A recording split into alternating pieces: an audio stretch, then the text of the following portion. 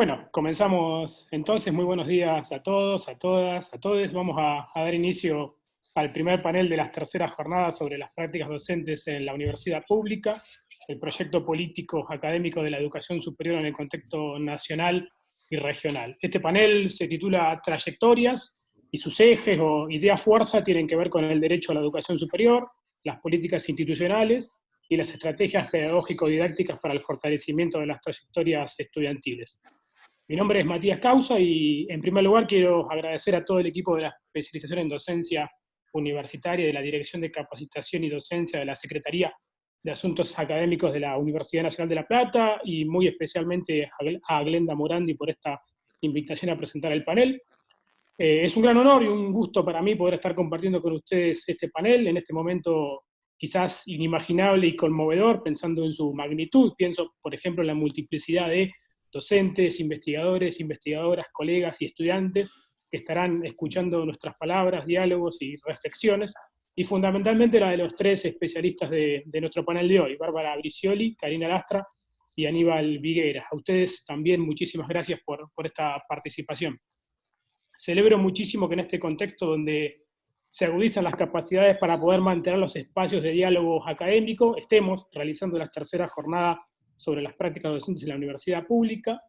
Me parece que de alguna manera sumándonos al esfuerzo y compromiso que la UNLP asumió con las acciones de apoyo a las políticas sanitarias dispuestas para enfrentar este contexto y también contribuyendo en línea con el esfuerzo y compromiso que la universidad asumió y ratificó para garantizar el derecho a la educación superior en tiempos de pandemia, ¿no? Por ejemplo, al reafirmar la plena vigencia de los calendarios académicos establecidos por las facultades y colegios en sintonía con la resolución 12 de la Secretaría de Políticas Universitarias. Quisiera comenzar la presentación del panel, entonces, retomando el título de la jornada, ¿no? Recuperando esa idea plasmada en el enunciado de estas cuando se nos convoca a reflexionar sobre las prácticas docentes universitarias, la situación de excepcionalidad que estamos viviendo, de suspensión de las clases presenciales en este momento, inevitablemente nos sitúa en la necesidad de reinventar o reconsiderar las prácticas docentes y de alguna manera restituir el sentido de la universidad. Pero creo también que se trata de un tiempo en que de manera vertiginosa, podríamos decir que en un tiempo récord, ¿no? La universidad, al menos muchas de ellas, y en particular la UNLP, se acomodó a condiciones inéditas para sostener la enseñanza, con todos los recaudos, la cautela y los señalamientos que todos y cada uno de nosotros podamos tener al respecto, ¿no? La etapa que empezábamos a transitar hasta aquel lejano febrero y los primeros días del mes de marzo, ¿no? Es ciertamente una etapa de refundación de políticas públicas, me parece, ¿no? Luego de 4 años de ajuste brutal del gobierno de la Alianza Cambiemos sobre las universidades, ¿no? Ya entonces me parece que se nos hacía necesaria la organización de una agenda universitaria que nos permita pensar cómo reinventar urgentemente programas y proyectos que fueron desfinanciados y desmontados. Y la circunstancia actual por la que estamos pasando me parece que se agrega y se monta entonces a ese escenario que me parece que no hay que olvidar de ninguna manera, ¿no? Parece claro entonces que el contexto de crisis sanitaria por el que atravesamos va a exigirá todavía más y con mayor intensidad la reflexión acerca de los desafíos que los escenarios actuales suponen entonces para las prácticas docentes universitarias y para las propuestas y experiencias de trabajo en diálogo con los procesos de transformación. En este sentido, pienso que el panel sobre las trayectorias se nos presenta como muy oportuno, ¿no? Como una excelente oportunidad para reflexionar acerca de este tiempo presente tan complejo, pero también para reflexionar acerca de su proyección. Refiriéndome específicamente al tema que nos convoca, ¿no? El de las trayectorias en la universidad, diría que es un buen momento tanto para mirar lo hecho desde el campo de la investigación y retornar a la producción acumulada, que no es poca en el campo de la investigación educativa, así como para poner a prueba conceptos y generar nuevos datos e ideas en los análisis. Y digo que es un debate muy potente en la actualidad porque las investigaciones sobre trayectorias en general se enmarcan en los análisis sobre las desigualdades sociales y educativas. Y este es un aspecto crucial, me parece, que ciertamente deberemos tener muy en cuenta en los análisis, las acciones y las políticas que emprendamos, ¿no? Si bien los estudios sobre trayectorias en general no privilegian la linealidad temporal, creo que en este contexto cabe preguntarnos, sobre todo en circunstancias tan particulares como las que decimos que atravesamos, por lo contingente, ¿no? Por aquello inesperado. Me parece ahí que la noción de puntos de inflexión puede ser una idea potente para analizar lo inesperado, ¿no? Digo, lo inesperado que introduce cambios en las trayectorias, ¿no? Me refiero a esos eventos específicos que de alguna manera irrumpen el acontecer, que traen consecuencias, que reorientan el proceso y que en el largo plazo le dan nuevos rumbos a la vida, de docentes, de estudiantes, ¿no? Estos acontecimientos o eventos a los que me refiero, por supuesto, pueden ser tanto propios de los actores como externos a ellos, ¿no? Digo, y en relación a estos últimos, Godard, un sociólogo francés, señala que determinados periodos históricos pueden propiciar momentos de ruptura que generan estos cambios en la vida de las personas. Entonces, pienso que para comprender, para pensar en clave de las trayectorias, será muy importante analizar lo inesperado, ¿no? Aquello contingente que resulta imprevisible, que puede dar lugar a estos cambios en la orientación de las trayectorias, ¿no? Porque me parece, justamente, que asistimos a un proceso en que se produce una alteración de las trayectorias académicas, sí, por un lado, pero también y por el otro del curso de la vida de los actores, universitarios en nuestro caso. Alteraciones que implican, ¿no?, de parte de estos actores, la evaluación de ciertas opciones y estrategias a seguir. Entonces, y para ir finalizando y para dar inicio al panel, me planteo y comparto solamente dos preguntas para invitarnos a la reflexión conjunta. La primera es si no deberíamos, en función de lo dicho, preguntarnos por las trayectorias en la universidad a partir de la existencia de estas situaciones imprevisibles, ¿no? Practicando una suerte de lo que el sociólogo francés Grossetti llama una sociología de lo imprevisible. Y en segundo lugar, ¿qué pasa cuando se producen estos nudos o puntos de bifurcación que significan ciertas transformaciones en el destino de las personas? Por ejemplo, las trayectorias de los y las estudiantes universitarios.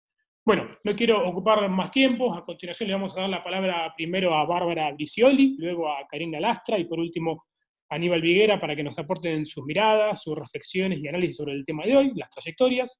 Y al finalizar daremos lectura a las preguntas que el público interesado le ha formulado a los y las panelistas y que la coordinación de las terceras jornadas nos hizo llegar mediante una ingeniosa modalidad que idearon muy acorde a las circunstancias por todo ya conocidas. Así que sin más preámbulos, comenzamos con la presentación de Bárbara Bricioli. Bárbara es licenciada en Ciencias de la Educación de la Universidad de Buenos Aires, es magíster en Políticas Sociales de la misma universidad, es doctora en Educación por la Universidad Nacional de Entre Ríos, es docente en la Cátedra de Filosofía de la Educación de la Facultad de Filosofía y Letras de la UBA, es codirectora de un UBACIT titulado Discurso Filosófico y Sujeto Pedagógico, la dimensión ético-política de las prácticas educativas, y en la actualidad ejerce el cargo de directora de evaluación educativa en la Secretaría de Evaluación e Información del Ministerio de Educación de la Nación. En función de las líneas de trabajo de Bárbara, ella va a focalizarse fundamentalmente en sus investigaciones en nivel secundario, pero también, quizás más tangencialmente, recorra algunas cuestiones vinculadas a los ingresantes a un nuevo nivel y a las relaciones entre las condiciones institucionales y recorridos de los estudiantes. Así que, Bárbara, bienvenida y te escuchamos. Muchísimas gracias por la invitación y así es, investigué sobre educación secundaria, pensaba que es raro hablar de la escuela como si nada estuviera pasando, pero bueno, un poco retomando las conceptualizaciones construidas en la investigación y lo que sucede en las escuelas usuales, por ahí tal vez podamos ir pensando en algo o iluminando el contexto actual, veremos si en algún momento da para referir a eso. Bueno, particularmente voy a referirme a las trayectorias escolares, es decir, los recorridos de los estudiantes por el sistema escolar, y para empezar, me parece importante traer el concepto de trayectorias en un sentido social más amplio. Tiene mucho que ver con esto que vos traías en relación a lo que es la teoría del cambio en sociología y cómo pensar esto, lo imprevisible, lo determinado, ¿no? Cómo sucede ahí. Y, digamos, históricamente siempre se ha puesto el peso o en la estructura o en el sujeto para poder pensar ese cambio, es decir, en las condiciones socioeconómicas, con algunas miradas más deterministas, o en esto de qué probabilidades abre o no a que algo ahí se transforme o suceda, pero también en muchos casos el asunto de poner en el sujeto la capacidad de ir en contra de esa estructura o de esas posibilidades, y ahí aparecen teorías, bueno, como la meritocracia, por ejemplo, que es claramente voluntarista, no digo esto, o la resiliencia, como el a pesar de cómo puede sobreponerse el sujeto, aunque bueno, en algunos casos también tenemos estas fisuras, ¿no?, para pensar en el sistema. Eh, las conceptualizaciones sobre trayectorias, particularmente, lo que han logrado es superar estas perspectivas o esta mirada más binarias, ¿no? Entendiendo la complejidad de lo social, y lo que plantean es un interjuego entre las dos dimensiones, pero también entre las esferas de la vida de forma más general, y cómo se va desenvolviendo la vida de los sujetos a lo largo del tiempo, entendiendo, sí, ahí si uno quiere hacer una mirada más analítica, el peso, digamos, de estas dimensiones o de estas esferas o los focos que se pueden hacer, pero entendiendo que nos desarrollamos como en, en esta complejidad y digamos, sí, como decía antes, pensando el mundo social contemporáneo desde lo multidimensional. Creo que eso es el aporte que se hace. Particularmente porque tomamos el tema de trayectorias en este sentido. En el equipo de investigación de la Universidad General Sarmiento veníamos pensando la relación entre trayectorias escolares y el régimen académico en la educación secundaria. ¿Por qué? Porque si bien en la educación superior es un término que tiene más tradición, en la escuela secundaria había un conjunto de regulaciones de la vida de los estudiantes, pero que estaba disperso, suelto. Acá me estoy refiriendo al año 2005, 2006, 2007, cuando recién se estaba planteando la ley de obligatoriedad del nivel. Entonces veíamos que existía un régimen de convivencia de una institución, en algunas jurisdicciones un régimen de cursada, la asistencia, y muchas de las veces también era normativa que circulaba más como lo consuetudinario, ¿no? De palabra, lo que se hace, lo que todos sabemos o debiéramos saber, pero vuelvo a decir, era una normativa dispersa y difícil de organizar, y por lo mismo muchas veces de explicitar. Entonces creíamos que algo de eso y de este régimen particular de cursada propuesto y que no había sido modificado desde los inicios del nivel, generaba gran parte de los problemas de los tránsitos o del intento de avanzar por la educación secundaria. Porque si bien, como sabemos, creció la tasa de acceso década tras década, y ya en el censo de 2010 arrojaban una tasa cercana al 90%, es muy alta la repitencia en los primeros años, pero en todos los años del nivel, es muy alto el abandono, y también esto que sucede de esas entradas, idas y vueltas, que lo que hace es que se extienda la cursada en el mejor de los casos, ¿no? En algunos casos dejan de asistir o la escuela no logra incluir a gran parte de la población, y en algún caso hace que se alargue más de lo esperado, pero siempre el efecto es que tenemos una bajísima tasa de egreso aún hoy. En 2017 el dato es del 49% para la edad teórica que debieran terminar los y las estudiantes, y si tomamos una población de unos años más, mejora un poco el número, pero no alcanza el 70%, y entendemos que es muy poco, vuelvo a decir, por tratarse de un nivel obligatorio, y ahí pensar desde el Estado y desde las instituciones qué podemos hacer para sobrepasar esos desafíos. Como decía, para nosotros, o teníamos como, y seguimos teniendo como hipótesis central, que las dificultades en los tránsitos son producto de estas condiciones institucionales, ¿no? El modo en que de organización escolar, y también el régimen académico vigente. Por ejemplo, siempre traemos el mismo ejemplo de la repitencia, ¿no? Cómo produce obstáculos en el avance, teniendo en cuenta que es un nivel, o lo característico en nuestro país, es que se trata de una cursada en bloque, es decir, que uno cursa todas las materias de un mismo año, y que, por ejemplo, si uno se lleva o no logra acreditar 3 materias o más, tiene que volver a cursarlas todas de vuelta, ¿no? Acá hay todo, digamos, una idea como que, pensando en términos de teoría del aprendizaje, como que por si repetir, la garantía es que vamos a aprender, pero además saca algo de lo disciplinar, ¿no? Como el castigo de hacerlo de vuelta en este punto, innecesariamente algo ya cursado y aprobado, y que hasta, bueno, ahora hay que volver a probar, y como digo, también podría pasar que no, ¿no? Ahí es interesante ver que eh, pedagógicamente no tiene sustento, sino que se trata de un arreglo institucional que tiene una lógica de un sistema a gran escala y que es, digamos, económica, en el sentido de, bueno, de agrupar estudiantes, que es una forma fácil de resolver el asunto, ¿no? O sea, lo disciplinar como medida disciplinar de castigo, pero también como una cuestión organizativa, que inclusive a veces en escuelas a pequeña escala, cuando quiere resolverse, es algo de mucha complejidad hacerlo de otro modo.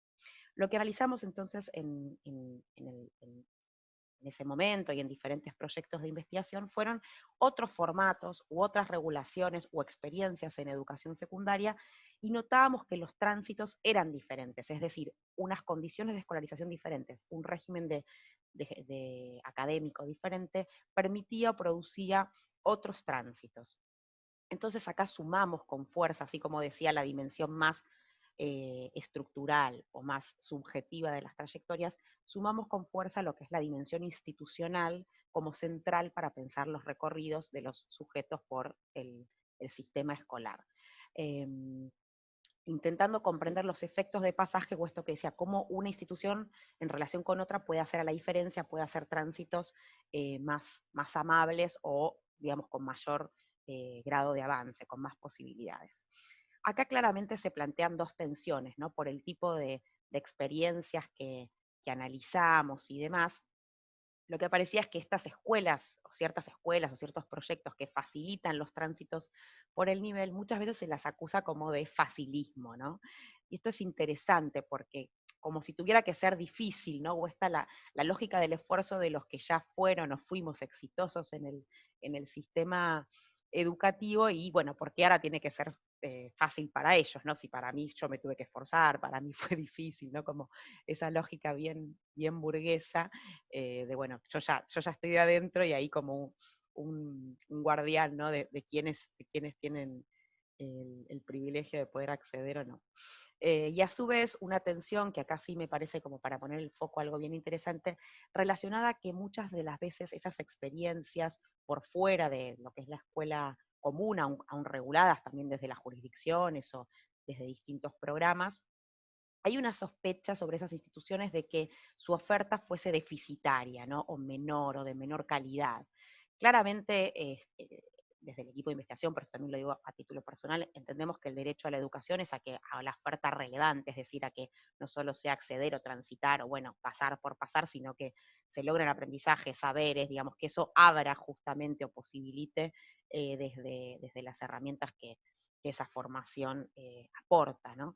Entonces acá me parece que es interesante sí introducir en que todas estas, digamos, experiencias que quedan por fuera, cómo lograr que no queden como deficitarias, muchas veces asociadas al tipo de población que asiste, sino más en términos de pensar cómo desde ahí se puede producir también aprendizajes y correrlas de ese lugar más estigmatizado, ¿no? Como unas instituciones que puedan incluir, pero también desde los aprendizajes, o sea, desde lo que ofrecen y desde los aprendizajes que generan.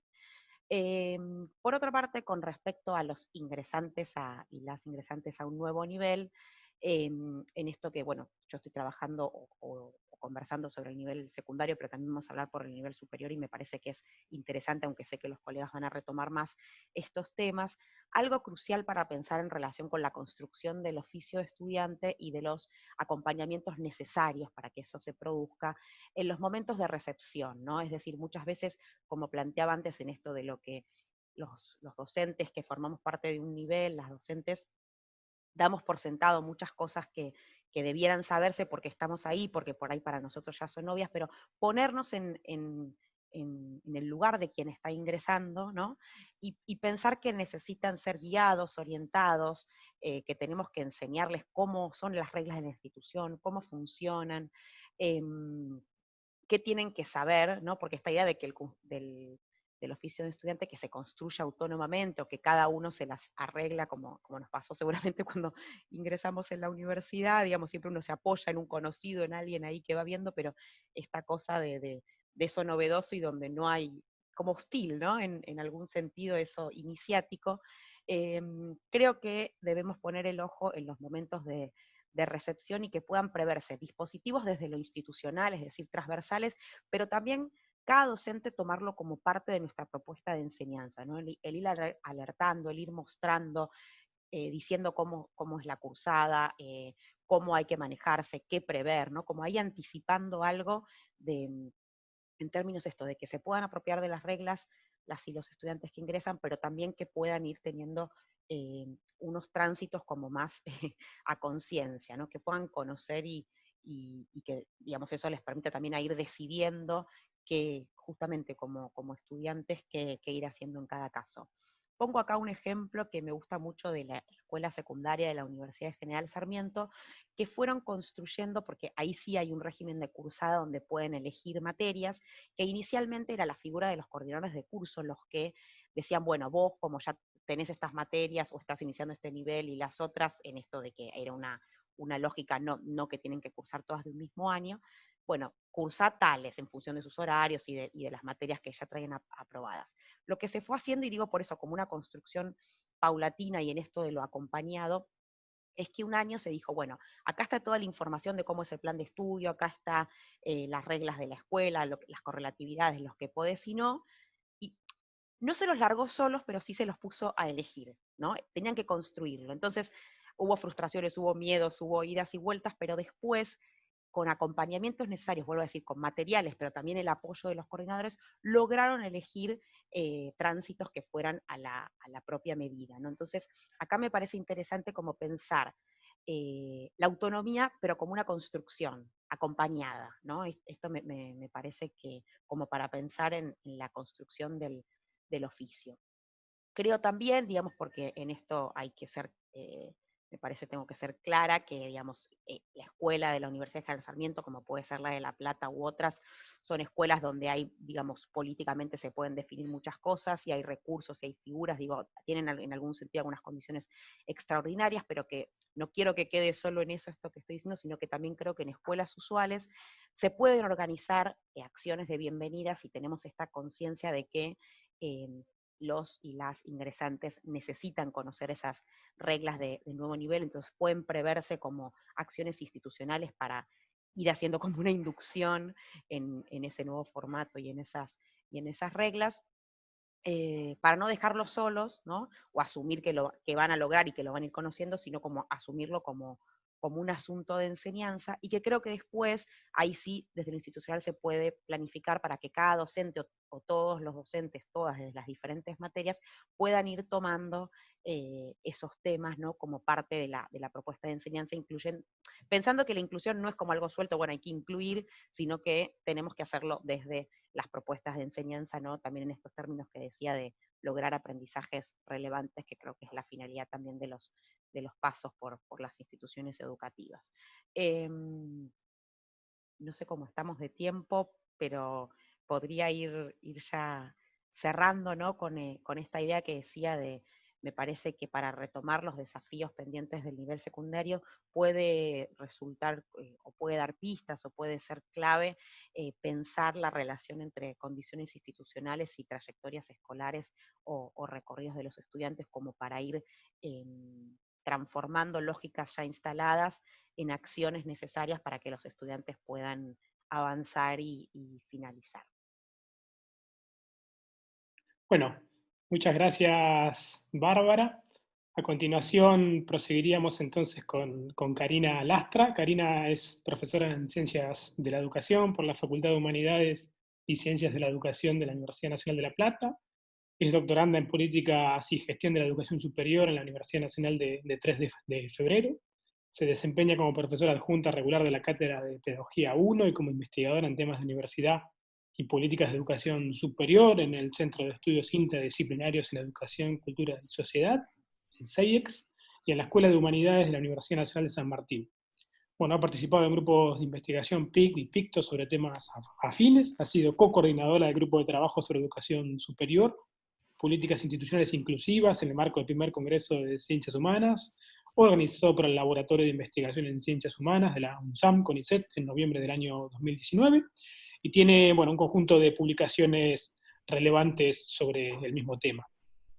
Karina fundamentalmente va a centrar su exposición en las problemáticas de la masificación y la igualdad en el acceso, permanencia y egreso en nuestro país, y lo va a hacer desde una perspectiva que fundamentalmente se enfoca en los aspectos de tipo endógeno y su incidencia en el mejoramiento del acceso y el egreso. Va a compartirnos algunos resultados preliminares de investigaciones realizadas considerando las políticas institucionales inclusivas en universidades públicas. Así que adelante, Karina. Bueno, la verdad que agradecida en primer lugar por la invitación de Glenda y equipo siendo que, bueno, que estas jornadas están organizadas por la universidad en la cual me formé, ¿sí? Así que no deja de ser bueno, un espacio muy, muy especial. Bien, para continuar con lo que se venía planteando, quisiera puntualizar algunas cuestiones, y tal cual Matías anticipó, algunas cuestiones en torno a la democratización de la educación superior y las complejidades que se traducen en torno al efectivo cumplimiento, en qué medida, cuáles son las características del alcance de la democratización en las instituciones de las universidades e instituciones de educación superior. Y para esto entonces tendríamos que pensar respecto al derecho a la educación y cómo se articula con algunas de estas ideas. Cuando hablamos de democratización, estaríamos pensando, según consigna y señala Adriana Chiroleu, ¿no? Una de las especialistas que trabaja el tema, estaríamos pensando en una ampliación, ¿sí?, respecto a lo que sería la extensión de un bien, en este caso la educación superior. Sin embargo, esto se complejiza cuando la ampliación de este bien pareciera que encuentra un alcance limitado a partir de no lograr reducir las desigualdades, ¿no? Matías también hablaba de las desigualdades en su introducción, y creo que la idea de desigualdades sociales está presente permanentemente cuando pensamos en las cuestiones sobre el derecho a la educación superior y la democratización. Si bien efectivamente las investigaciones sobre el tema señalan que en América Latina, a partir del siglo XXI, hubo un crecimiento respecto al promedio regional de la tasa bruta de matrícula, tal cual lo consignan los datos estadísticos de UNESCO al 2019, el cual señala que en el periodo 2000-2017, en toda la región latinoamericana se produce un crecimiento de cerca del 28% en comparación con el periodo 1970-2000, en el cual el crecimiento había sido aproximadamente del 15%, los mismos datos de UNESCO. También se observan allí fuertes diferencias interregionales. Dentro de esas diferencias interregionales, Argentina ya se ubicaba, señalan las investigaciones, cerca al inicio del siglo XXI, con una tasa bruta de matrícula de aproximadamente un 50% y un poco superior. Ahora bien, estos datos, y esto tiene que ver con el tema que, digamos, que nos convoca y nos preocupa, contrastan con la tasa de egreso, con la cual allí los indicadores en el 2018 de la Organización de Cooperación y Desarrollo Económico, por ejemplo, sitúan una tasa promedio a nivel internacional del 44% respecto al egreso en la franja de entre 25 y 34 años, y en el caso de Argentina esa tasa de egreso se ubica en el 18%, según datos del 2018 y en contraste con los datos anteriores de UNESCO. Bien, la otra cuestión que parece importante resaltar tiene que ver con las desigualdades en el ingreso, ¿sí? Las noticias, o por lo menos como señalan los estudios de Ana María Escurra, parecen ser alentadoras en el sentido de que los quintiles, el ingreso se vio potenciado durante el periodo que transcurre a partir del siglo XXI, ¿no? En todos los quintiles o en todos los sectores poblacionales, pero sin embargo, ¿sí? Aquel 40% más pobre, es decir, que se encuentra representado por el quintil 1 y el quintil 2, y las diferencias respecto al quintil quinto, lo que hace es tener un ascenso, ¿sí?, en el periodo 2000-2013 de cerca del 14% en el caso de Argentina. Esta situación también se va a dar en ascenso en otros países latinoamericanos, y van los investigadores, como, bueno, la misma Ana María Escurra, Chiroleu y Mónica Martina y otros, lo van a poner en relación a unas políticas orientadas deliberadamente por los gobiernos de la región en función de los aumentos presupuestarios, creación de nuevas instituciones, fomento de subsidios públicos, programas de apoyo académico y demás que van a impulsar este desarrollo. En este sentido, y teniendo en cuenta los quintiles que anteriormente mencionábamos, y esa franja que produce una efectiva alza en la tasa de ingreso, va a aparecer esta idea de una democratización, ¿sí? Con decrecimiento de la desigualdad, ¿no? Es decir, hubo una masificación inclusiva, ¿sí? Con decrecimiento de la desigualdad, a pesar del contraste con las tasas de egresos que anteriormente mencionábamos. Esto hace que, por un lado, entonces, asistamos a un escenario en el cual la masificación fue de carácter inclusivo en el sentido de haber incorporado a estos sectores tradicionalmente relegados de los espacios universitarios, pero que convive y coexiste, que bueno, este es el producto de nuestra preocupación, con altas tasas también de egresos, sobre todo en esas mismas poblaciones que habían sido favorecidas e incorporadas en este periodo. Bueno. Comienza a desarrollarse así algunas líneas de investigación que van a tratar de dar cuenta, ¿sí? De estos procesos en un sentido de tratar de ver qué es lo que acontece hacia el interior de las universidades y de las instituciones de educación superior. Ubican algunos autores como Ana Donini, un área de vacancias en ese sentido hacia el año 2011, 2012 aproximadamente, pero que progresivamente se va a ir acumulando un cuerpo de conocimientos y de investigaciones sobre el tema en torno a algo sí que ya aquí anticipaba Bárbara, que eran las trayectorias y otras políticas de tipo institucional. Bueno, el equipo del cual formo parte y en el cual venimos trabajando desde el año 2012 en indagar justamente esas políticas institucionales inclusivas que se traducen en mecanismos y estrategias que las universidades públicas en nuestro caso, y más puntualmente del conurbano también en nuestro caso, hemos estado indagando esos mecanismos y estrategias entonces promovidos y destinados a acompañar las trayectorias para mejorar las condiciones, no solo de acceso, sino también de permanencia y egreso. Porque si bien nuestro país, Argentina, tiene garantizada a partir de la Ley de Educación Superior y su posterior modificatoria y ampliatoria del año 2015, ¿no? De cumplimiento efectivo de la responsabilidad del Estado, lo cual declara la educación superior como un bien público y un derecho humano, personal y social, en términos de lo que serían las cuestiones de legislación, efectivamente el desarrollo un tipo de políticas generales, entendemos que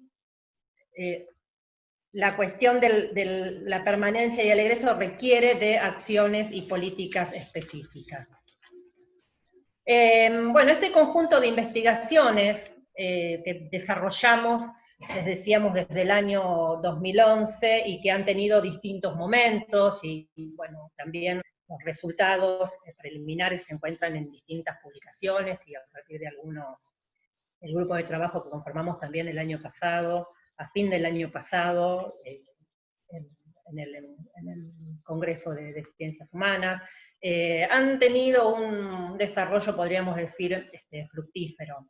Y hemos seleccionado algunas líneas estratégicas para indagar en las universidades públicas, o en algunas universidades públicas del conurbano. No todas las líneas estratégicas se han indagado en todas, y además ha habido distintas etapas. Nosotros comenzamos en el 2011 con este trabajo, y en el periodo que transcurre desde el 2011, en el cual lo hicimos de algún modo con las universidades del conurbano tradicionales, las que venían de su creación en la década del 90, se suman las otras, las que aparecen posteriormente, ¿no? Estamos hablando Universidad de Avellaneda, Moreno, Varela y demás, que también estamos en este momento en proceso de trabajo. Algunas de las líneas estratégicas que hemos indagado entonces tiene que ver en ese primer momento y otras que están en desarrollo. En ese primer momento pusimos el foco en lo que era los cursos de ingreso y primer año. Y en este sentido hemos observado las trayectorias, ¿sí?, de estudiantes, pero también los docentes. Entre estudiantes y docentes nos pareció que había allí un interjuego y algunas cuestiones no observadas, ¿no?, sobre todo cuando las investigaciones venían del lado de las características sociodemográficas o las características socioculturales asociadas a los perfiles de los estudiantes, y no consideraban, ¿sí?, en ese interjuego algunas cuestiones vinculadas no solo a la enseñanza, sino también a las representaciones y a las formas de concebir la docencia o el ejercicio de la docencia en los cursos de ingreso y en el primer año de esos docentes.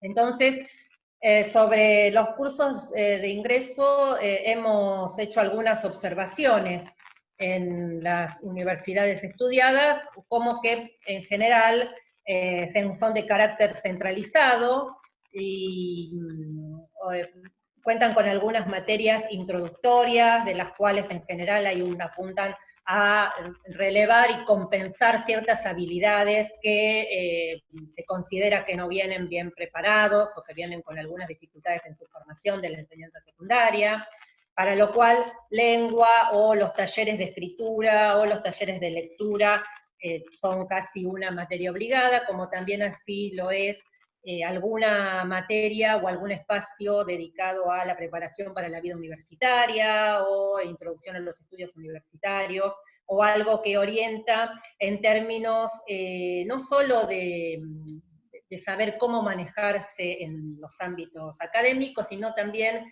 que comienzan a trabajar procesos de afiliación hacia las instituciones.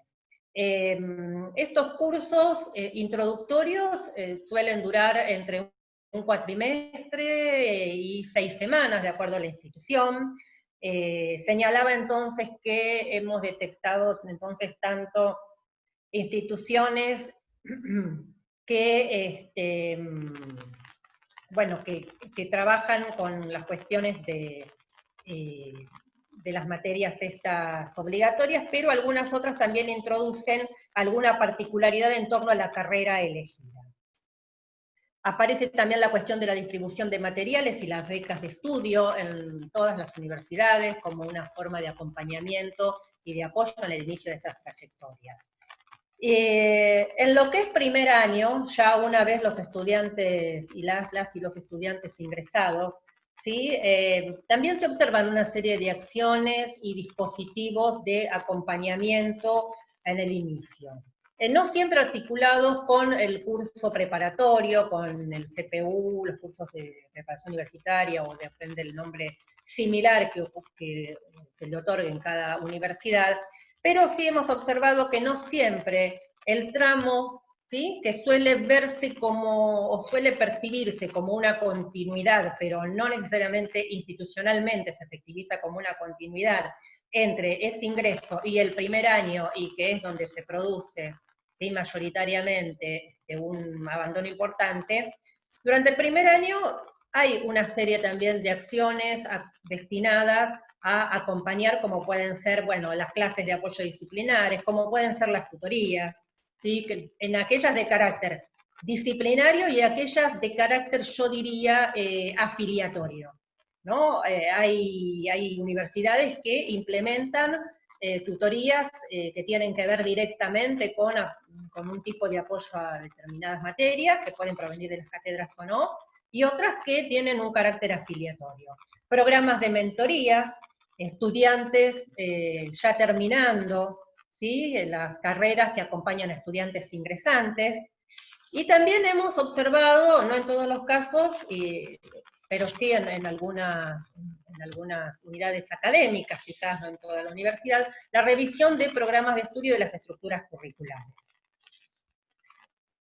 Aparece otra cuestión interesante aquí para pensar, que a nosotros mismos nos sorprendió en el desarrollo de la investigación, que es el tema docentes. Docentes de curso de ingreso y docentes de primer año, ¿sí? Aquí encontramos una diversidad que tiene que ver con instituciones en las cuales el ingreso tiene docentes cuya designación y su cargo está exclusivamente asociada al ingreso, ¿no? O algunas instituciones que tienen un instituto de ingreso, ¿sí? Y en ese caso, los nombramientos, las designaciones son de profesoras y profesores que trabajan exclusivamente con el ingreso todo el año.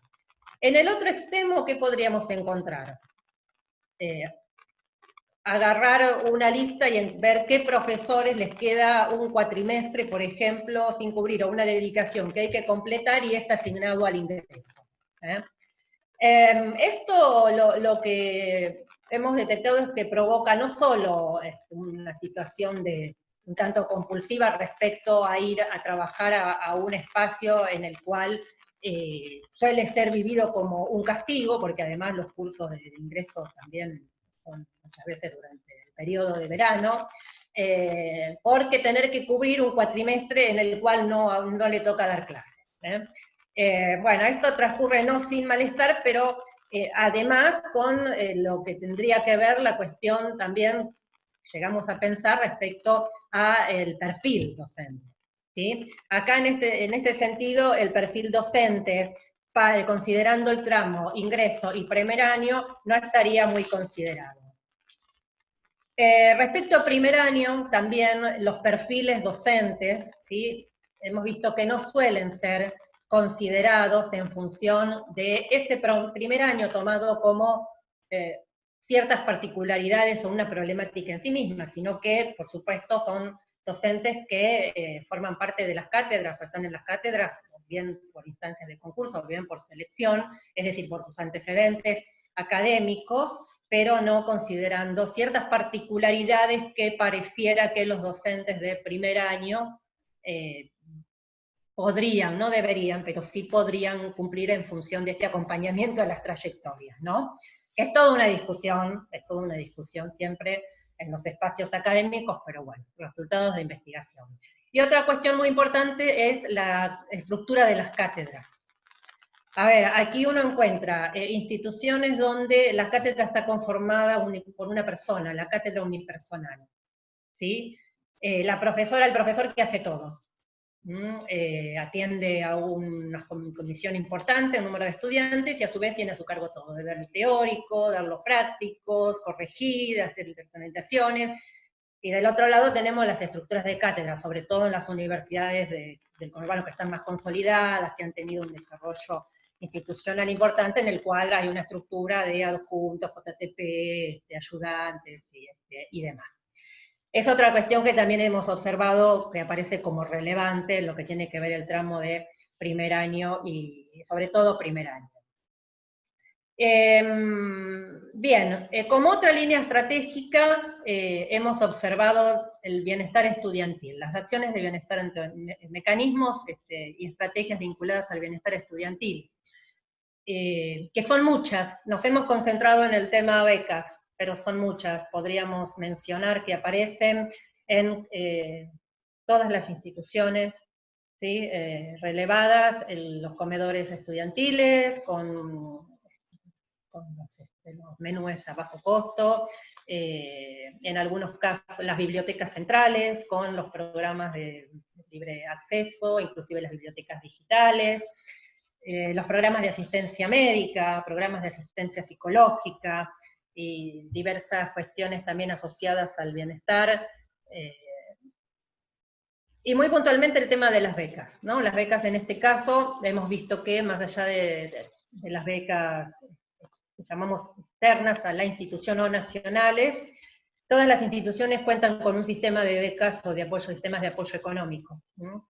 Bueno, en el caso de las becas nacionales, sí, que es este sistema que obtuvo desde el año 1996, primero con las becas universitarias, luego con los bicentenarios, a partir del año 2008, si no lo recuerdo, 2009, y posteriormente con el programa Progresar a partir del año 2014, ¿no? Como señala García de Fanelli, con un crecimiento muy, muy importante entre el año 2009 y 2015, realmente se hace extensivo a un porcentaje importante de la población universitaria y resultaron muy significativas cuando en esos momentos realizábamos el trabajo de campo. Si bien a partir del año 2015 progresivamente van a sufrir recortes presupuestarios con una caída precipitada en el año 2018 y con la desaparición de los programas de beca tradicionales hasta ese momento, ¿sí? Bueno, hay estudios interesantes sobre eso en el Instituto de Estudios y Capacitación de CONADU respecto a ese recorte presupuestario y al impacto que tiene. Pero a su vez, las universidades cuentan con los sistemas de apoyo económico propios. Estos sistemas de apoyo económico que se traducen en becas internas, podríamos decir, en general apuntan no al mérito académico, o mejor dicho, apuntan a hacer justamente un apoyo directo y solo en un caso hemos detectado que conlleva también algo vinculado al mérito académico. Sí hay requisitos en torno a la regularidad, por supuesto, pero lo que prioriza ser o no beneficiario de estas becas tiene que ver con el hecho del grado de vulnerabilidad económica, podríamos decir, y por otro lado los ingresos familiares, del grupo familiar. Y la regularidad, excepto, como decía, en un caso que sí implica el requisito de algún grado de mérito académico para también ser beneficiario de la beca. Esto es interesante porque si bien los montos, como sabemos, son una ayuda, nunca llegan a cubrir lo que sería la totalidad, por supuesto, de los estudios universitarios, en términos de viáticos y demás. Sí, en los trabajos de campo y en las entrevistas realizadas, la idea que nos daban las y los estudiantes cuando uno consultaba era que todo ayuda, ¿no? Es decir, lo que decían es, bueno, la beca, la biblioteca, las fotocopias, todo hace a esta suerte de reforzamiento, podríamos decir, para el trayecto universitario. Y por último, digo, de las líneas estratégicas que prioricé para presentar, estaría la educación digital, ¿sí? Los programas de educación virtual, que sin querer es algo que tiene mucha actualidad, ¿no? Como Matías hablaba cuando hizo la introducción, ¿no? Este momento que nunca nos hubiéramos imaginado, esto mismo digo, esto que uno se imaginaba que íbamos a estar encontrándonos y que yo estaba contenta con volver a La Plata después de tanto tiempo, bueno, pero nos estamos encontrando de esta manera, hubiera querido estar ahí, pero bueno, igual estoy contenta. Bueno, y justamente digo, sin querer, hemos estado indagando sobre los programas virtuales y muy puntualmente en un caso una experiencia bimodal, que también sin querer pareciera que es un poco lo que se viene, ¿no? Bien, respecto a lo que es la virtualidad y los programas de educación digital en las universidades del conurbano, justamente el primer antecedente, o el antecedente más fuerte en el país, es en 1999 de la Universidad Nacional de Quilmes, ¿no? Con el desarrollo de, las carreras, de los grados puramente virtuales. Fernández Lamarra señala en el año 2018 una publicación que, por ejemplo, en el año 2000 había 16 carreras de grado virtual, en el año 2015 había 95, ¿sí? De la totalidad de esas carreras en todo el territorio nacional, el primer lugar lo ocupa la UNCI, la Universidad Nacional de Quilmes, en segundo lugar la Universidad Nacional de 3 de Febrero, y en tercer lugar la Universidad Nacional del Litoral. ¿Qué nos encontramos en las universidades que nosotros indagamos en el conurbano, un amplio abanico de experiencias respecto a esto? Modalidades combinadas, ¿sí? Dictado de cursos de grado y posgrado, una bimodalidad en muchos casos que aparece como acompañamiento de lo presencial, y en otros casos que está institucionalizada sistemáticamente, es decir, se oferta de esa manera, sobre todo los posgrados, ¿sí? Pero sí, en todos los casos lo que aparece son los campus virtuales, como forma de complemento, generalmente, a través de las plataformas Moodle, como forma de complemento a las cursadas presenciales, y que en estos casos contemplan la bibliografía, determinados materiales audiovisuales, acompañamientos, con trabajos prácticos y demás. Puntualmente quisiera referirme a una experiencia bimodal, aparece como respuesta a una carrera con acceso masivo, como es psicopedagogía en la Universidad Nacional de San Martín. Esta experiencia bimodal, pre-pandemia, se comienza a implementar el año pasado, ¿sí? En el 2019, con una modalidad 50% virtual y 50%, o mejor dicho, 50% presencial y 50% virtual, quedó el grado conformado de esa manera. Es una carrera a la que acceden aproximadamente entre 300 y 400 estudiantes anualmente, es decir, un acceso masivo, y se pretendió desde la gestión darle alguna respuesta, para lo cual, bueno, comenzó con la implementación de este proyecto, del cual, bueno, hay algunos resultados, o no sé si resultados, pero sí algunas observaciones para realizar sobre lo que hemos estado indagando el año pasado, ¿sí? Y que pueden servirnos inclusive para pensar un poco cómo vamos a continuar con el desarrollo de las cursadas, ¿no? Sobre todo por lo que las respuestas del estudiantado frente a esto. Y en este sentido habría que señalar, por un lado, las cuestiones docentes, ¿sí? Docentes que de estar dando clases presenciales durante toda su trayectoria, su carrera académica, pasan ¿sí? a tener que articular entre lo presencial y lo virtual. En este caso, manifestaban muy fundamentalmente la necesidad de contar con formación sobre los entornos virtuales, ¿sí? Más allá de la voluntad, del gusto personal, manifestaban la necesidad de contar con una capacitación que en ese momento había sido como, se vivía como un déficit porque hubieran requerido más tiempo. Por otro lado, también manifestaban dudas respecto a que su materia, o por lo menos la mayor parte de los contenidos de su materia, fueran aptos para ser virtualizados, ¿sí? Con lo cual también es una cuestión a considerar. Y por otro lado, parece sí como muy importante la tensión permanente entre la calidad, respecto a la virtualidad, ¿no? Entre la calidad académica y la calidad educativa y la excelencia académica. Existe o preexiste el juicio, o existe el prejuicio respecto, ¿sí? a la calidad educativa y la rigurosidad académica en torno a la virtual. Si se podrá dar cuenta de eso, si es efectiva, si es más o menos que lo presencial, pero sí generó toda una tensión en torno a los equipos docentes.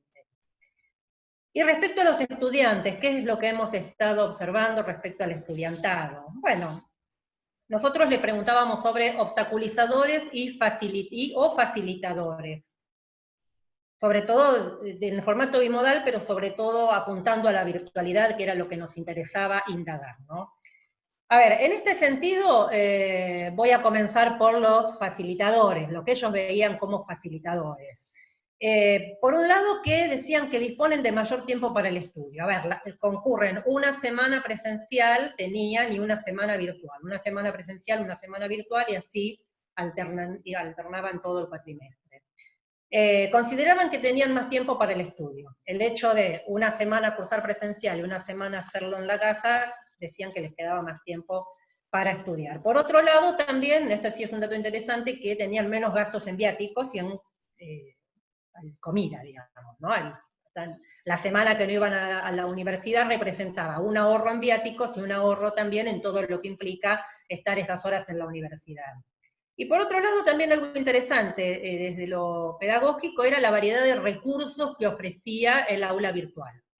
¿sí? La variedad de recursos en torno a, por ejemplo, materiales audiovisuales, a videos, inclusive a que ellos mismos pudieran recrear a través de distintos programas, secuencias que en el aula presencial no se hacen, no lo hacemos, no digo, no solo no se hacen, no lo hacemos, digo, uno mismo por ahí no lo hace porque queda más apegado a los formatos tradicionales de dictado de clases. Era como muy interesante esto. Y respecto a los obstaculizadores, claramente lo que aparecía y lo que ahora estamos viendo también de modo mucho más marcado y que también lo pensamos en función de las desigualdades, es el tema de la conectividad, ¿no? El tema de la conectividad en función de que en muchos hogares no había un internet, digamos, o de calidad, o con los requerimientos de las horas que implica el estudio, y tenían que conectarse a través del 4G del celular, lo cual les traía el consumo de datos y demás, esa dificultad que ahora estamos viendo permanentemente, pero que en ese momento tenía que ver con este desarrollo de la virtualidad. Y los dispositivos tecnológicos en consecuencia, ¿no? También había una parte de los estudiantes que manifestaban no contar con los recursos tecnológicos necesarios para poder, los soportes, para poder llevar adelante adecuadamente lo que quisieran. Bueno, no sé cómo estamos, creo que más o menos, pero sería la idea general, hay mucho más para conversar, es un tema de lo más interesante, creo que tenemos un compromiso asumido en este sentido y crea mucho para pensar hacia adelante, ¿no? También. Bueno, muchísimas gracias, Karina. Esperamos tenerte pronto por La Plata, también en otras sí, situaciones. Apenas podamos. Claro. Apenas podamos vernos de verdad, ¿no? Y encontrarnos de verdad. Absolutamente.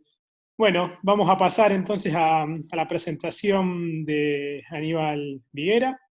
Aníbal es licenciado en Sociología por la Universidad Nacional de La Plata, es doctor en Ciencias Sociales por Flaxo C de México, es profesor titular de la asignatura Análisis de la Sociedad Argentina en la Facultad de Humanidades y Ciencias de la Educación de la UNLP, ha desempeñado distintas funciones en la gestión universitaria en la misma facultad y actualmente es el secretario de Asuntos Académicos de la Universidad Nacional de La Plata. La presentación de Aníbal va a girar en torno a las políticas y programas de acompañamiento de las trayectorias estudiantiles en el contexto de la UNLP.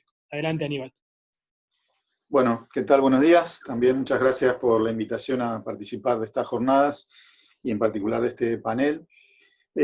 Como adelantó Matías, yo quería centrarme un poco en algunas reflexiones y una mínima descripción de las políticas que se vienen llevando adelante en el ámbito de la Universidad Nacional de La Plata, sobre todo en los últimos años y con un énfasis particular desde que arrancó esta nueva gestión de la presidencia de la universidad en 2018, en relación a las trayectorias estudiantiles. Me refiero a que hoy las trayectorias estudiantiles son un objeto central, prioritario de política institucional y académica por parte de la Universidad Nacional de La Plata. Esto es dicho así explícitamente, se puso particularmente en juego en la última asamblea universitaria, por eso digo que hay un impulso específico que arranca en 2018, aunque el tema no es nuevo, y el impulso que arranca en 2018 en términos de políticas para las trayectorias estudiantiles se monta en varios pisos que ahora voy a tratar de sintetizar, que se fueron constituyendo progresivamente desde unos cuantos años atrás. Pero bueno, el punto de partida es este. Hoy hay una decisión fuerte y hay una política académica que la hemos denominado, o la tratamos de abarcar a través de lo que llamamos el programa de rendimiento académico y egreso, lo denominamos, para ser prácticos, el PRAE, por su sigla. Y bueno, lo primero que quería aclarar es que, en primer lugar, no es la única política que tiene que ver con las trayectorias estudiantiles, ¿no? Como se dijo acá, sabemos que las trayectorias estudiantiles, en su sentido más amplio, tienen que ver o están influidas, están condicionadas, a veces, lamentablemente, determinadas fuertemente por un conjunto de factores donde los factores sociodemográficos y socioeconómicos son cruciales. sobre esa dimensión opera otro conjunto de políticas donde también la Universidad de La Plata y otras universidades han venido trabajando, que son las políticas que podemos sintetizar como políticas de bienestar estudiantil. Yo me voy a referir a lo que serían las políticas académicas, las políticas que se tratan de identificar cuáles serían, como también se dijo por acá, esos obstáculos institucionales, o cuáles serían los factores institucionales, académicos, pedagógicos, si se quiere, sobre los cuales podemos intervenir desde adentro de la universidad y desde adentro de las facultades. Se habló de factores endógenos, de factores institucionales. Ahí es donde apunta el PRAE, donde apunta esta decisión de políticas académicas como complemento de otras estrategias que también lleva adelante de la UNLP y otras que exceden a cualquier universidad pública como para poder incidir sobre las trayectorias. Cuando hablo de trayectorias estudiantiles, obviamente pensamos en un conjunto que arranca antes de la universidad, que arranca en la última etapa de la escuela secundaria. Estamos pensando entonces en trayectorias que además es importante tratar de conceptualizarlas de este modo, la trayectoria que va desde el último año de la escuela, por lo menos, pasando por una articulación entre la escuela secundaria y la universidad, el ingreso, el acceso, diría yo, el ingreso, la retención, la permanencia y el egreso. Uno podría decir, bueno, ¿cómo es que la Universidad de La Plata puede decir que tiene una política de retención, permanencia y egreso, cuando todos sabemos que la Universidad de La Plata, y me estoy refiriendo, no lo aclaré, a las políticas que tienen que ver con las carreras de grado, específicamente, sabemos que la Universidad de La Plata tiene 17 facultades, que esas 17 facultades tienen una gran autonomía para determinar sus políticas académicas. De hecho, nuestra Secretaría Académica de la universidad es muy poco lo que puede decidir de modo centralizado por la estructura que tiene la Universidad de La Plata.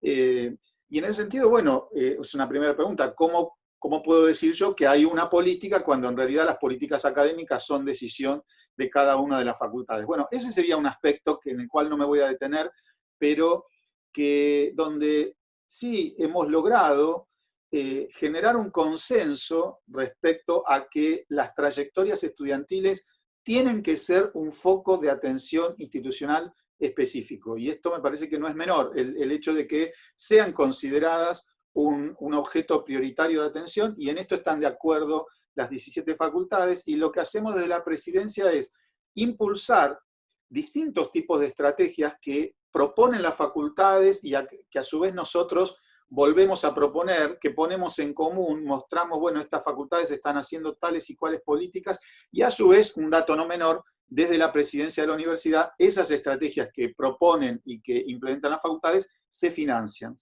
con recursos que ha destinado la propia Universidad de La Plata a financiar esas estrategias, sobre todo porque esas políticas que llevan adelante las facultades requieren particularmente remunerar a los docentes y las docentes que se las ponen al hombro y que las llevan adelante. Por eso el financiamiento está pensado básicamente para eso. Sin duda, una parte de esas estrategias académicas se monta sobre las dedicaciones que ya tienen los y las docentes, pero eso en muchos casos no alcanza, o las dedicaciones están ya cubiertas de funciones de docencia, investigación y extensión. Entonces el financiamiento de la universidad apunta a poder sostener esas tareas que en muchos casos son adicionales. Obviamente, esto en un horizonte de crecimiento requeriría de otro tipo de conseguir, digamos, a su vez mayores dedicaciones que puedan estar pensadas específicamente para la docencia, para una docencia que dedica una parte importante de su esfuerzo, de su reflexión y de su tiempo a estas políticas de retención, permanencia y egreso. Un poco la política no es una política centralizada, pero lo es en la medida que hemos propuesto a las facultades y todas las facultades han aceptado dinamizar lo más posible este conjunto de decisiones y de acciones que se vienen llevando adelante en relación con las trayectorias estudiantiles. Quiero describir un poco cómo se llegó a esto, cuáles son más o menos esas estrategias hoy y sobre todo ir reflexionando sobre qué perspectiva le damos a esta política de trayectorias estudiantiles.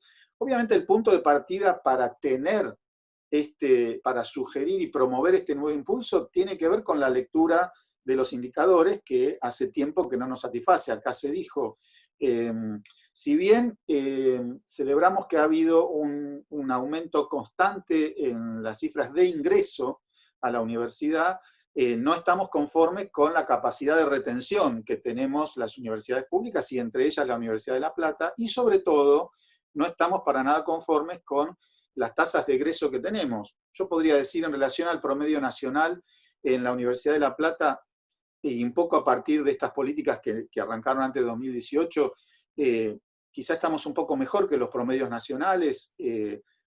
Algunas mediciones, como ustedes saben, es difícil acordar sobre cómo medir la tasa de egreso, con qué comparar la cantidad de egresados y egresadas. Los mejores indicadores nos llegan a dar para los últimos años alrededor de un 35-40% de egresados y egresadas, pero otras maneras de mirar esto nos dan cifras menores. En general, por suerte, y por estas acciones que se han venido tomando, un poco por arriba del promedio nacional, pero aún así no nos convencen. Queremos tener más egresados y egresadas, queremos hacerlo, y acá hay una cuestión de perspectiva importante, ¿no? No por una cuestión de eficiencia, que es el discurso que también mira las trayectorias estudiantiles. Justamente yo quería marcar esta dimensión ideológico-conceptual, ¿no? Hay varias maneras de preocuparse por las trayectorias estudiantiles. Una es esa mirada eficientista que dice las universidades no son eficientes porque no retienen y no egresan a una cantidad importante de estudiantes, pero desde esa medida la solución que se plantea suele ser restringir el ingreso, porque sin duda, si restringimos el ingreso vamos a tener mejores, entre comillas, tasas de egreso. No es esa la perspectiva nuestra es aumentar el ingreso, tener universidades públicas, tener más universidades públicas y universidades más inclusivas y más masivas con mayores niveles de retención y de egreso. Eso, y en el marco, obviamente, como se dijo acá, considerar la educación superior como un derecho. Me parece que esto, aunque suene obvio en este ámbito, es necesario decirlo porque en los últimos años, en la etapa de Cambiemos, la etapa del gobierno de Cambiemos, alentó en ese contexto, cobraron fuerza estas miradas eficientistas que un poco ponían el dedo acusador sobre las universidades, un dedo acusador que nos podemos poner las propias universidades, y eso estamos haciendo, pero en sentido propositivo y en un sentido de decir, el tema no es la eficiencia, el tema es el derecho. El tema es cómo podemos las universidades públicas ser más capaces de garantizar el egreso, la permanencia del egreso, en términos de un derecho a la educación superior. Y en ese sentido, siempre el presidente de la universidad siempre dice en relación a estas políticas que tampoco nos conforma la idea, que yo digo es real y es parte de la ecuación, la idea de que ya el tránsito por la universidad es un valor agregado, si se quiere, ya es algo que le deja algo a los estudiantes y las estudiantes, aunque no culmine el tránsito por la universidad. Eso es cierto. También es cierto que muchos estudiantes dejan sus carreras por motivos que no podemos manejar y que a veces no son necesariamente obstáculos, eso es verdad. Pero es cierto que es importante que las universidades, al menos como punto de partida metodológico y político, digamos, bueno, nuestro punto de partida es que la mayor cantidad de los que ingresan tienen que egresar y hacer todo lo posible desde adentro para lograrlo.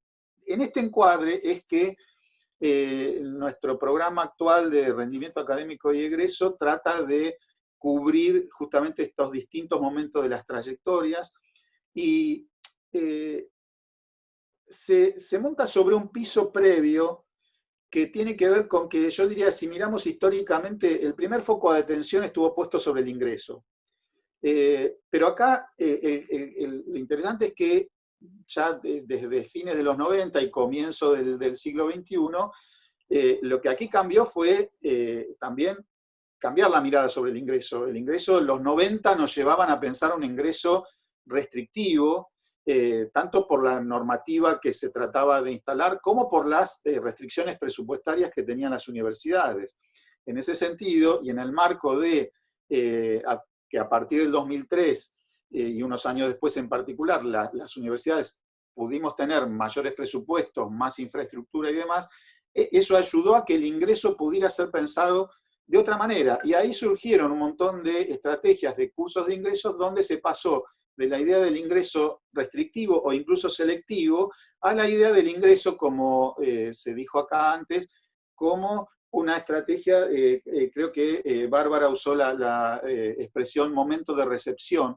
El momento como un momento de recepción, de ambientación, de preparación, pero hay también un cambio que creo que es todavía más reciente y que es bueno retomar y reforzar, que es la idea del ingreso vinculado a la articulación con la escuela secundaria, pero no en el sentido acusatorio hacia la escuela, de, bueno, los estudiantes llegan mal, y entonces el ingreso en algunos casos parecía la instancia como para mostrarles lo que no sabían y tratar de cubrir en un par de meses todo ese saber que quedaba como en el medio, ¿no? La idea del ingreso como introducción, como apoyo al tránsito hacia la universidad, yo creo que ha ido cambiando y seguimos trabajando en ese sentido, hacia una mirada que dice, bueno, en realidad hay que asumir el tránsito. Desde la universidad también tenemos que asumir ese tránsito, no solo diciendo, bueno, a ver, ¿qué otras cosas habría que hacer en la escuela?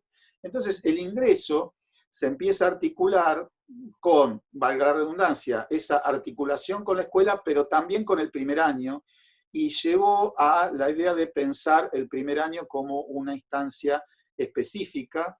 En eso es quizá donde más nos cuesta avanzar, coincido con Karina, hay cuestiones que tienen que ver con las prácticas docentes, con un montón de cosas, también con la necesidad de reforzar a las cátedras para que puedan tomar el primer año como un año específico, ¿no? Como un año que requiere una atención particular.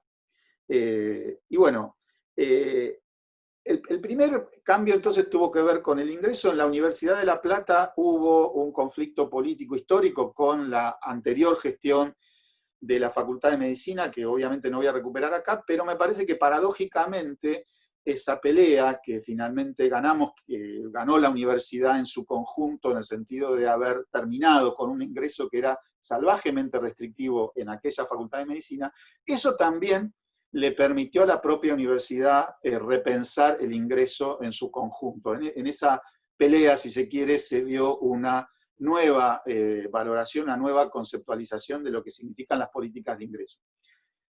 También el contexto favorable del 2003 a 2015 permitió revalorizar la idea del acceso, ¿no? Que parecida a la de ingreso, yo diferencio en el sentido de la voluntad de que haya más ingresantes en la universidad y en particular más ingresantes provenientes de los sectores populares. Esto también amerita una atención específica desde el punto de vista académico, aunque depende por ahí más fuertemente de otras variables. Entonces, acceso, ingreso fueron pisos que se fueron transformando y que se fueron consolidando. En el caso de la Universidad de La Plata, alrededor del año 2010-2011, apareció con fuerza. Por un lado, empezó a cobrar importancia la mirada sobre las trayectorias, pero se puso un énfasis particular en las políticas de egreso y hubo toda una batería de decisiones para tratar de mejorar la performance, sobre todo en la última etapa de las carreras, y de ahí quedó también otro nuevo piso de abordaje, ¿no? A ver, ir a buscar, si se quiere, se empezó literalmente a ir a buscar a las personas que tenían una carrera muy avanzada, tomamos como corte metodológico el 80% de la carrera y no egresaban. Eso permitió a su vez indagar un poco sobre cuáles eran los obstáculos específicos que podían aparecer o podían ponerse más en evidencia en la última etapa de las carreras. Y lo más reciente quizá tenga que ver con las estrategias de retención y de permanencia. A veces yo uso la palabra retención para volver sobre ese primer año, ¿no? Esa retención inicial que tenemos en alrededor de un 75% hoy entre el primero y el segundo año. y la idea de permanencia que abarca el conjunto de las trayectorias. En ese sentido, por ahí, la novedad más reciente, junto a las políticas de ingreso, junto a las tutorías que venían de antes y que están siendo particularmente impulsadas en esta nueva etapa de políticas académicas, tutorías que también tienen distintas características. Karina hablaba de tutorías afiliatorias y disciplinares. Creo que eso permite englobar también dos grandes tipos de tutorías que tenemos en la Universidad de La Plata y que se están financiando e impulsando en este contexto. Y en relación con la permanencia, por ahí lo más novedoso ha tenido que ver en estos últimos 2 años con el impulso a lo que podríamos llamar cursadas especiales. Surge de la idea de las cursadas de verano, que venían de antes en algunas facultades. Nosotros, a partir de este proyecto, de este programa, las estamos generalizando, tratando de que haya, no solamente en verano, ni en el receso de invierno, sino en cualquier momento del año, aunque el verano, el mes de febrero y marzo es particularmente útil para esto, cursadas especiales que son oportunidades adicionales que se le brindan a los y las estudiantes para completar una cursada, para aprobar una materia por promoción. Hay cursadas especiales que implican el dictado de la materia en 2 meses con la posibilidad de aprobarla por promoción sin examen final.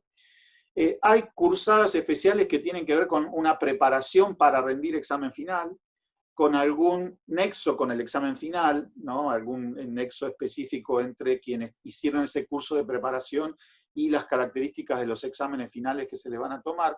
También hay una modalidad intermedia que surgió en algunas facultades, que la denominamos cursos comprimidos de aprobación de materia, que no consisten en el dictado de toda la materia en 1 mes o 2 meses, pero sí en un desarrollo de algunos temas sustanciales para la gente que ya cursó la materia, que culmina en una especie de final escalonado. Es decir, es como tomar un final durante 2 meses, para decirlo sencillamente.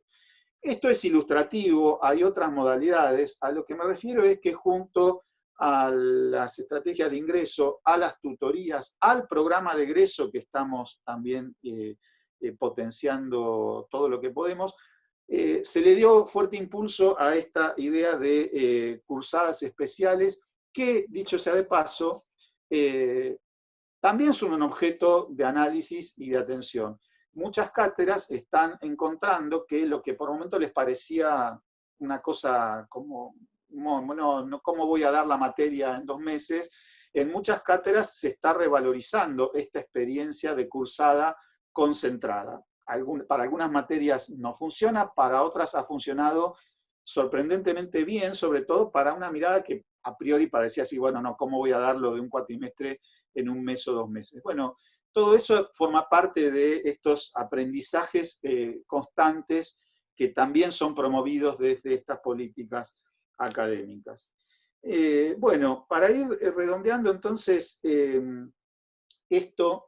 los resultados venían siendo, el mes de marzo nos partió al medio con las estadísticas, pero tampoco medimos solo el resultado estadístico. Vemos que estas políticas van teniendo efectos, van contribuyendo a también cambiar un poco el sentido común universitario, ¿no? Instalar esta mirada sobre las trayectorias, instalar más la idea de que este tipo de políticas no colisiona con la calidad. Coincido con lo que decía también Bárbara, acá a veces cae la idea de esto es facilismo, y no lo es. En realidad es ampliar oportunidades, poner más herramientas a disposición de los y las estudiantes. No tiene que ver con el facilismo ni tiene que ver con resignar calidad. Tampoco es resignar calidad pensar que las trayectorias estudiantiles nos hablan también de trayectorias pedagógicas en las carreras. Se puede llegar al mismo resultado final con egresados y egresadas con el mismo nivel de formación universitaria, pero a su vez pudiendo pensar las carreras en términos de alguna gradualidad, sobre todo en relación a los primeros años. Entonces, bueno, quería comentar esto, reforzar la idea de que el hecho de poner en el centro las trayectorias estudiantiles. Primero, debe quedar muy claro con qué perspectiva ideológica lo hacemos, que es la perspectiva de la universidad, de la educación superior como derecho, y que de por sí, independientemente del despliegue y el éxito que tenga cada estrategia en particular, como conjunto nos parece que van introduciendo un cambio de concepción en la enseñanza universitaria. Y en realidad, Matías planteaba obviamente el contexto terrible que nos atravesó de golpe. En ese sentido, con esto termino, creo que bueno, estamos aprendiendo aceleradamente a virtualizar lo más posible las materias de grado. En la Universidad de La Plata no teníamos prácticamente carreras de grado y la educación a distancia se utilizaba no en muy alta medida como complemento de las cursadas presenciales, con lo cual el desafío ha sido enorme y en ese sentido el compromiso de los y las docentes es espectacular cómo están logrando en poco tiempo virtualizar en buena medida las cursadas. Yo creo que de todo esto ojalá queden resultados que podamos considerar como positivos en algún momento cuando todo esto pase. Yo creo que el resultado podrá ser paradójico, ¿no? Por un lado, al menos en dos sentidos. Por un lado, este momento nos hace reivindicar la presencialidad, no quiero dejar de decirlo. Por el otro lado, nos muestra el potencial que tiene la educación a distancia, quizá como complemento o en algunos casos como vía para el desarrollo de carreras a distancia.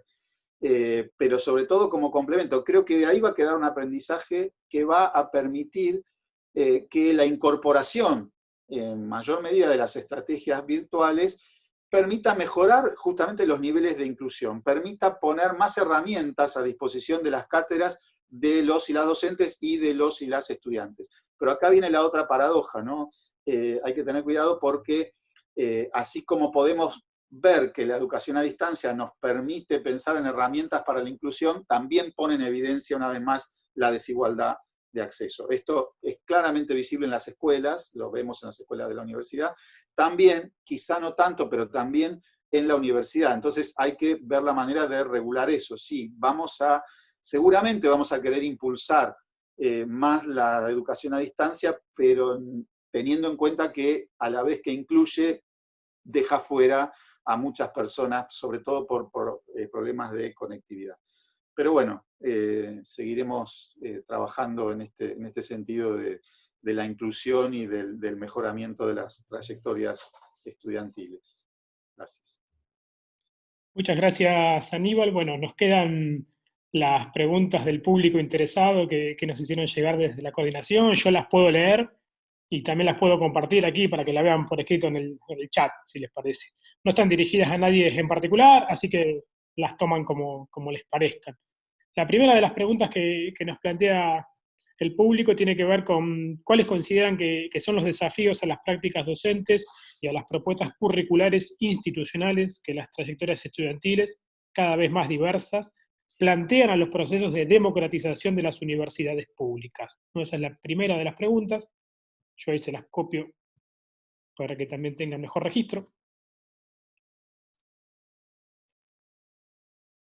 Y la otra pregunta es, ¿qué dimensiones de las trayectorias estudiantiles consideran que intervienen más en las dificultades para avanzar en los estudios universitarios, si las ligadas a la institución o a realidades de los propios sujetos? Y la última de las preguntas es, ¿en qué sentido consideran que una modificación en las modalidades de evaluación podrían incidir favorablemente en las trayectorias, cuando suele considerarse que la evaluación es sinónimo de garantía de calidad? Bueno, esas son las tres preguntas. Yo intenté pegarlas allí para que las puedan leer, pero no sé si aparece.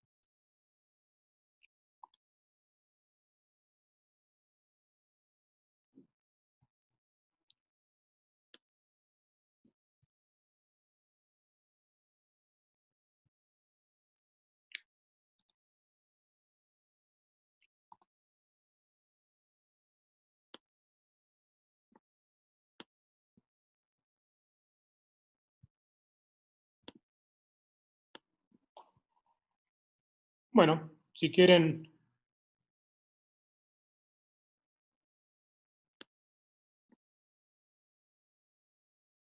Tenemos los micrófonos deshabilitados, creo, pero quien quiera comenzar.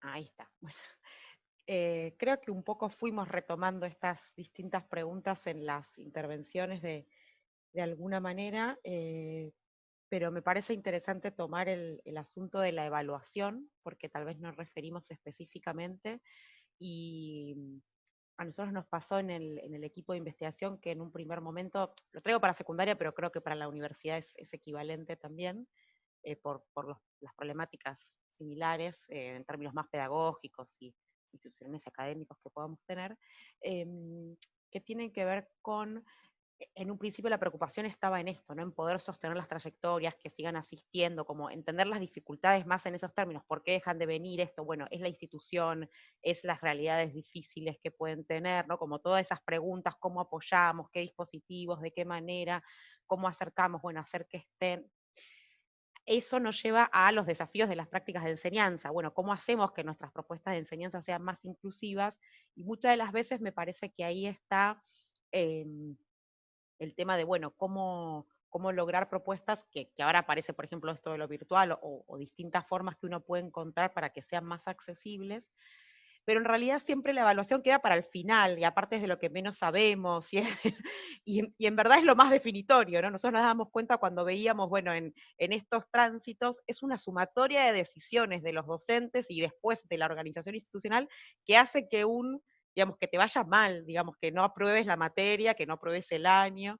Entonces creo que ahí sí nos falta todavía como bastante discusión y bastante saber pedagógico.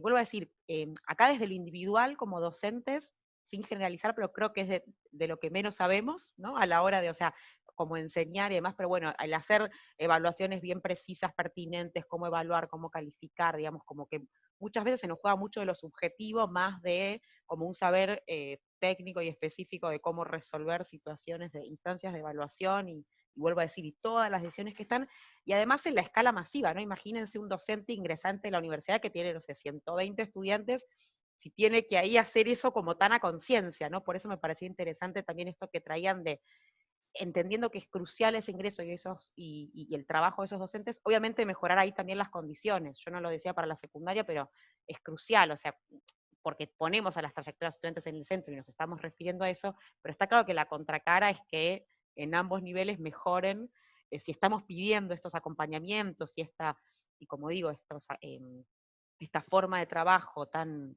a conciencia y tan a favor de los derechos, tenemos que claramente pensar y reforzar desde las condiciones de trabajo de las y los docentes. Entonces, acá digo que me parece que todavía tenemos mucho pendiente por desarrollar sobre lo que son las evaluaciones, porque insisto, es lo definitivo, lo definitorio sería, en todos los casos. Así que me parece como muy pertinente en ese punto la pregunta. Gracias, Bárbara. Bueno, ahí finalmente las pude pegar, algunas se replican, pero están allí las 3 preguntas contenidas. No sé si Karina o Aníbal quieren retomar algún aspecto.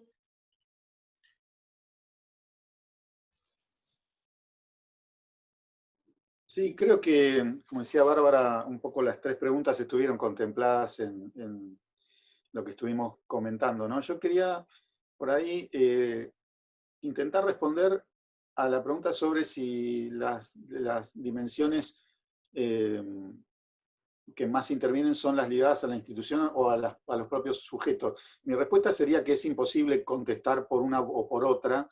Yo diría que en algunos aspectos las realidades yo diría sociodemográficas, socioeconómicas de los sujetos son determinantes, por ejemplo, lamentablemente para una parte muy importante de los sectores populares la universidad ni siquiera existe como horizonte.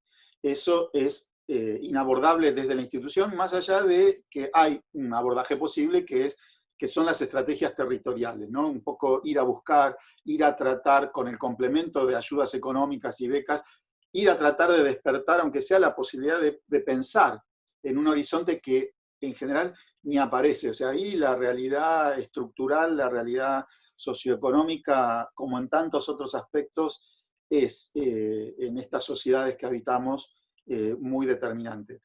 Pero dicho esto, después siempre hay un mix entre las dimensiones institucionales y las que tienen que ver con los propios sujetos, que a su vez no solamente son las variables socioeconómicas. Yo lo que quería decir ahí es que, algo que por ahí ya dije, subrayarlo, que me parece que en esta disyuntiva la responsabilidad que tenemos como institución es partir de la base de que tenemos dificultades que son propias. Es decir, que hay cosas que estamos haciendo o que no estamos haciendo que inciden, o sea, que por acción o por omisión o por una mezcla de ambas cosas, que inciden en las trayectorias. Esa debe ser una decisión de política universitaria, de política académica, independientemente de que no podemos valorar en qué medida inciden más o menos que otras variables, ¿no? Y respecto de la evaluación, sí, es uno de los desafíos que tiene que ver con las prácticas docentes. Bueno, eso es lo más difícil de transitar, sobre todo porque, bueno, la universidad tiene muchas carreras, muchas disciplinas, muchas cátedras, entonces es difícil encontrar la manera de que todas puedan transitar en un horizonte compartido. Quizá, paradójicamente, también esta situación excepcional que vivimos nos está poniendo más en evidencia otras variantes de evaluación que a veces en la modalidad presencial no tenemos tan en cuenta, que tiene que ver con la evaluación constante, la evaluación formativa, un seguimiento que, bueno, a su vez tiene dificultades para los y las docentes, ¿no?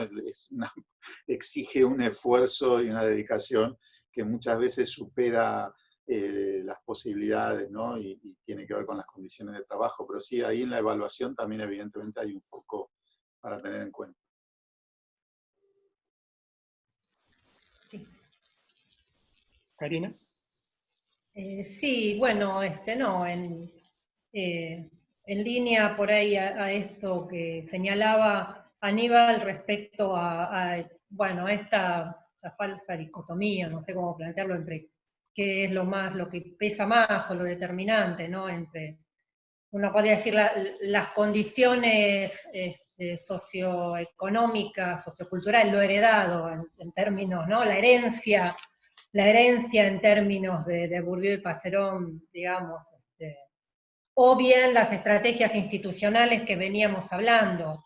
Sí, hay una responsabilidad inherente a la institución, me parece, en esta etapa de masificación y de expansión universitaria. Son decisiones políticas, claramente. Y sí, por ahí, digo, nos ha pasado de encontrar, ¿no? Algo que tiene que ver con la idea del alumno ideal, digo, ¿no? Este engrosamiento de los claustros universitarios, este crecimiento, como yo señalaba anteriormente, el ingreso de estos sectores tradicionalmente postergados en términos de ingresos y demás, y la reducción de esa desigualdad en el acceso, al menos, me parece que lo que hace es que muchos de los que nos hemos formado, porque esto aparecía en las entrevistas con profesores, nos hemos formado en otro momento y en universidades quizás consideradas las tradicionales, las históricas, veníamos con otra idea, ¿no? Del estudiante, que te arma como un estudiante ideal, ¿sí? Pero claro, este estudiante ideal, esta representación tiene que ver con otras realidades, otras complejidades, otras coyunturas y otras universidades, sobre todo, ¿no? En el caso de lo que nosotros estuvimos indagando. Y allí me parece que hay algo bastante interesante para ver respecto a la estructuración de los programas, a las adecuaciones curriculares y demás, que no necesariamente tienen que ver con el tema de una caída de la rigurosidad, como se teme, lo que se teme, ¿no? La pérdida de la excelencia académica, que mi universidad quede como aquella universidad, por usar una palabra que se usa de modo peyorativo, populista, digamos, ¿no? Esta cuestión que tiene como un peso en lo académico también, y que nos hace a nosotros. Digo, ahí me parece que hay algo del lado de los docentes y de las propuestas de enseñanza a revisar. Y otra cosa que por ahí yo escuchaba, sobre todo cuando hablaba Aníbal, que era el tema de la terminalidad. Porque es cierto que hay mucho desarrollo, y de hecho es lo que venimos instalando respecto al tramo ingreso, cursos de ingreso y primer año, con la cuestión de mejorar las condiciones de retención y de permanencia y egreso, pero ¿qué pasa con la terminalidad? Ahí todavía no hay mucho mirado, digo, ni siquiera nosotros, lo estoy pensando ahora como investigadora en el tema, no hay mucho respecto a la terminalidad, no estamos mirando esto que señalaba respecto a llamar a los estudiantes, saber en qué están, por qué dejó, creo que es ¿no? Ahí habría algo que tenemos que empezar a enfocar también. Yo en un solo caso de los que estuvimos hablando vimos que en el esto no lo omití, pero cuando lo mencionó Aníbal me acordé, había becas de terminalidad. En una de las unidades académicas de una de las universidades que estudiaba había becas de terminalidad en una carrera, en humanidades, digamos, en las carreras de la Escuela de Humanidades, como algo excepcional. ¿Sí? Pero claramente es algo que está ligado al egreso también, me parece que también por ahí, ¿no? Hay un tema que hay que empezar a poner el foco. Muy bien. Bárbara quería agregar alguna cuestión, le damos la palabra. Ahí estoy, sí, breve, pero me quedé pensando en relación a esto y bueno, y acuerdo con ambos en esto de que el peso de la responsabilidad es desde la institución y desde lo que ofrecemos, obviamente más allá de esto de lo que nos escapa, ¿no? De la desigualdad o de las situaciones individuales o decisiones, además en la universidad ya son personas adultas y bueno, las cosas que puedan suceder, pero bueno, como que me parece que desde nuestra perspectiva, desde nuestros lugares institucionales, el peso está en lo que ofrecemos y en lo que hacemos para que puedan estar y de la mejor manera. Y pensaba en esto porque en la intervención había traído de pensar cuestiones más de este momento actual que estamos atravesando, que tiene que ver, obviamente, que se pone en evidencia, en la escuela es claro, es mucho más claro, las desigualdades existentes y cómo de algún modo la institución, digamos, viene a cubrir algo de eso, no solo por las oportunidades que puede darte el acceso, digamos, en ese momento y a futuro, sino también por las otras funciones que cumplen las instituciones, ¿no?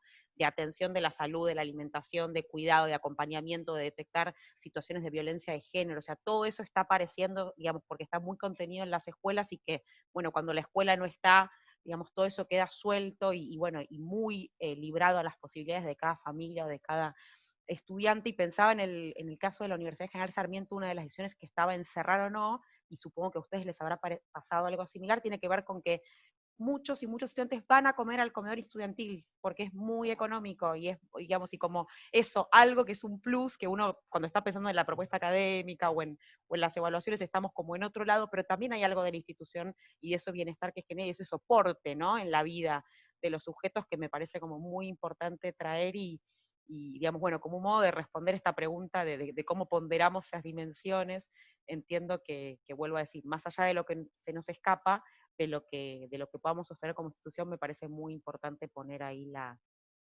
el peso, ¿no? En este caso. Muchas gracias, Bárbara.